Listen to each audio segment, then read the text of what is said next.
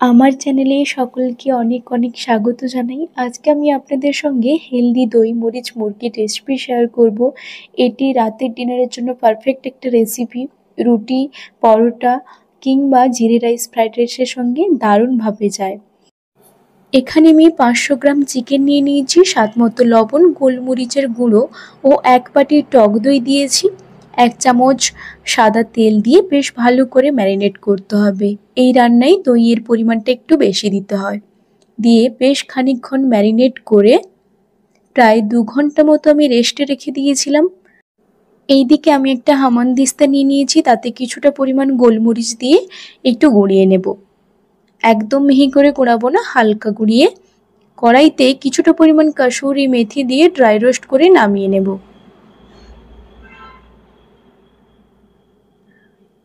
আবারও একটা ভাজা মশলা বানানোর জন্য গোলমরিচ, এলাচ, ডালচিনি ও 2টো শুকনা মরিচ দিয়ে বেশ ভালো করে ড্রাই রোস্ট করে নিব। এইদিকে কাসুরি মেথিটা ঠিক এই রকমভাবে হাতের সাহায্যে গুঁড়ো করে নিতে হবে। আর ভাজা মশলাটা তুলে নিয়ে এই রকম হামানদিস্তার সাহায্যে আমি গুঁড়ো করছি। আপনারা চাইলে শিলপাটা কিংবা মিক্সি জারেও গুঁড়ো করে নিতে পারেন। এইদিকে কাঁচা লঙ্কা, কয়েক কোয়া রসুন ও আদা বেশ ভালো করে থেতো করে নিচ্ছি। আর রান্নার জন্য 3টে পেঁয়াজ আমি বেশ ঝিরিঝিরি করে কুচিয়ে নেব। সমস্ত বাটাবাটি কমপ্লিট হয়ে গেছে। এবার কড়াই বসিয়ে তাতে পরিমাণ মতো সাদা তেল দিয়ে ফোড়নে শুকনো লঙ্কা ও গোলমরিচটা দিয়ে দেব। কেটে রাখা পেঁয়াজটা দিয়ে বেশ ভালো করে নেড়েচেড়ে ভাজা ভাজা করে নিতে হবে, যতক্ষণ পর্যন্ত না ব্রাউন কালার হয়ে আসছে ততক্ষণ পর্যন্ত। ঠিক ভাজা ভাজা হয়ে এলেই এইবার কাঁচা লঙ্কা, আদা রসুনের পেস্টটা দিয়ে দেব। কিছুক্ষণ কষিয়ে নেওয়ার পর যখন ঠিক দেখবেন মশলাটা লেগে যাচ্ছে, তখন সামান্য পরিমাণ জল অ্যাড করতে পারেন। তারপর কষিয়ে নিয়ে ম্যারিনেট করে রাখা চিকেনটা দিয়ে দেব। চিকেন দিয়ে সব কিছুর সঙ্গে বেশ ভালো করে 2 মিনিট হাই ফ্লেমে কষিয়ে নিতে হবে। এবার স্বাদ মতন লবণ অ্যাড করব।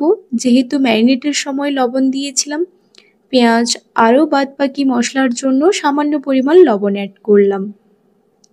কিছুক্ষণের জন্য ঢাকা চাপিয়ে চিকেনটা সেদ্ধ হতে দেব। এবার ঢাকা খুলে কিছুক্ষণ বেশ ভালো করে কষিয়ে নিতে হবে। এইভাবে তেল ছাড়া ছাড়া হয়ে এলেই তারপর পরিমাণ মতো জল দিয়ে দেব।